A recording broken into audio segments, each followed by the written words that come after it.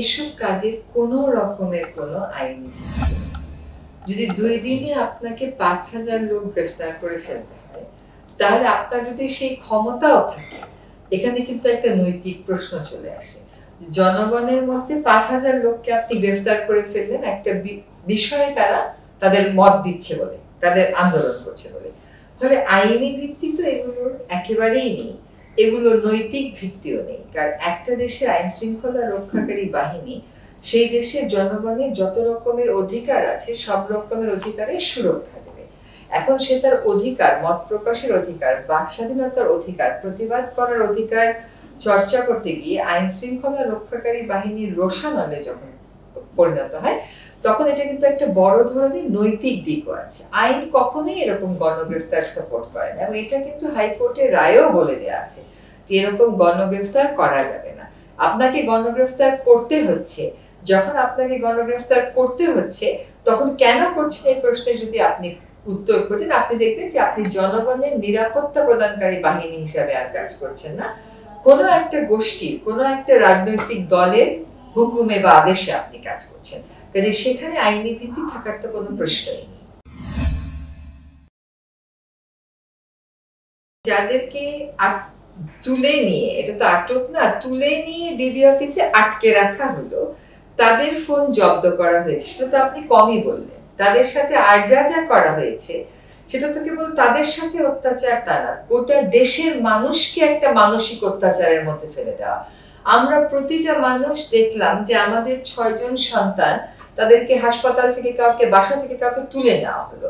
তুলে নেওয়ার পরে তাদেরকে দিয়ে যে কাজগুলো করানো হলো, আমরা প্রত্যেকে একটা অসহায় বোধ করলাম যে আমরা কি ওদেরকে বের করে আনতে পারবো না।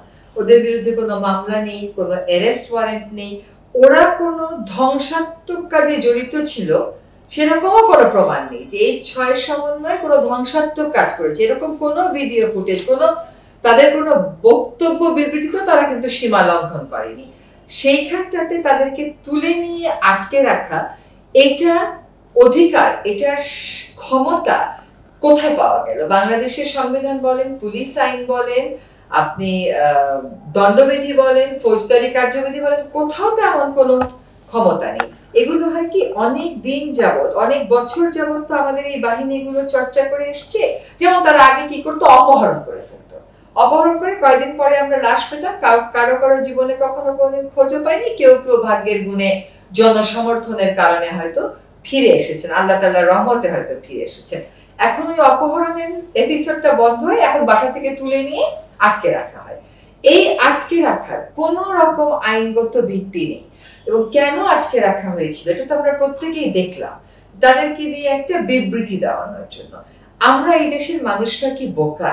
আপনি ভয় দেখিয়ে দেখিয়ে আমাদেরকে বোকা রাখতে পারেন, আমাদের মুখ বন্ধ রাখতে পারেন, কতদিন পারবেন আমাকে বলেন? এক সময় তো ভয়টা কেটে যাবে।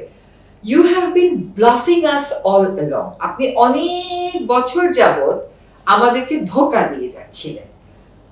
অনেকে কথা বলেছি, অনেকে কথা বলেনি, আজকে একটা সংঘবদ্ধ প্রতিবাদ হচ্ছে।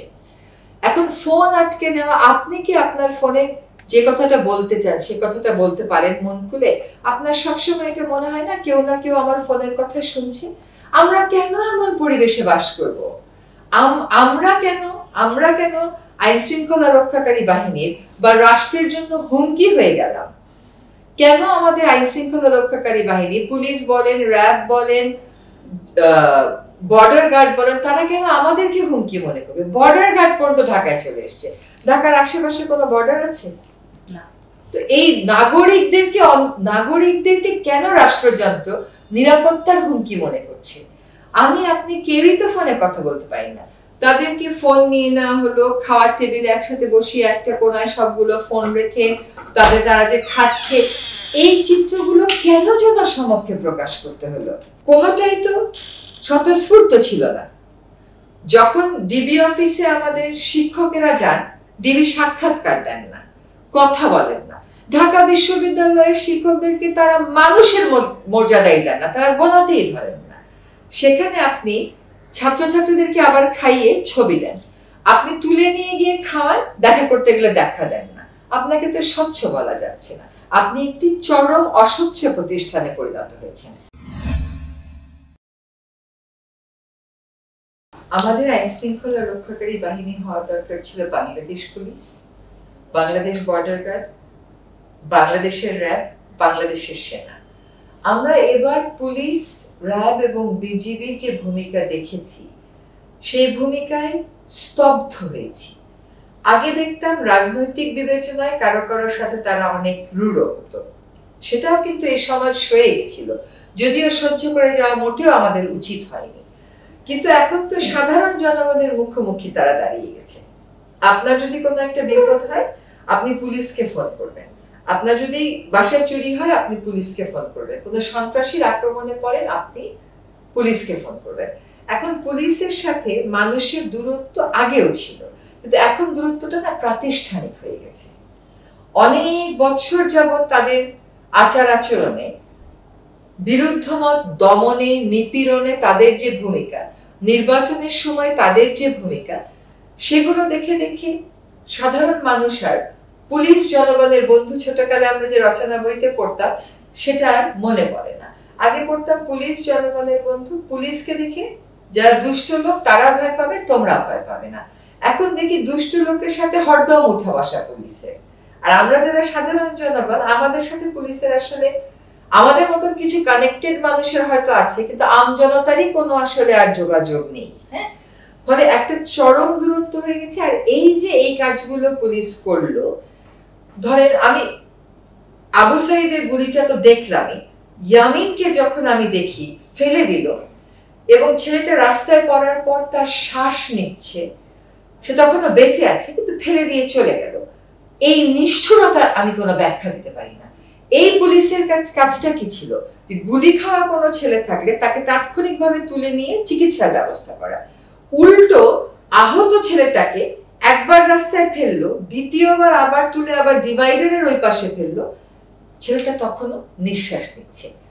আমরা কিন্তু প্রত্যেকেই এখন ইয়ামিনের মায়ের মতন কথা বলছি, চোখ বন্ধ করলে বারবার ইয়ামিনের কথাগুলো আসে, মুগ্ধর কথাগুলো আসে। আমি 2-3 জনের নাম বলতে চাই না, এরকম তো 250-এর উপর আছে। প্রত্যেকের পরিবারের কিন্তু একই কষ্ট। রাজার যেমন কষ্ট হয় তার পরিবারের কেউ মরে গেলে, প্রজারও তেমন কষ্ট হয় তার পরিবারের কেউ চলে গেলে। আর এই মৃত্যুগুলো তো আপনি কোনোভাবেই নিতে পারেন না। আমাদের পুলিশ হয়ে গেছে আওয়ামী লীগ পুলিশ, আমাদের পুলিশ হয়ে গেছে বিএনপি পুলিশ, আমাদের পুলিশ আর আমাদের পুলিশ আজ পর্যন্ত হলো না। সেই ব্রিটিশ সরকারের আইনে পরিচালিত পুলিশ এখনো ওই একই আইন মেনে চলে। তো ব্রিটিশরা কি আপনাকে একটা জনবান্ধব পুলিশ বাহিনী দেওয়ার জন্য এসেছিল? সেটা তো আসেনি।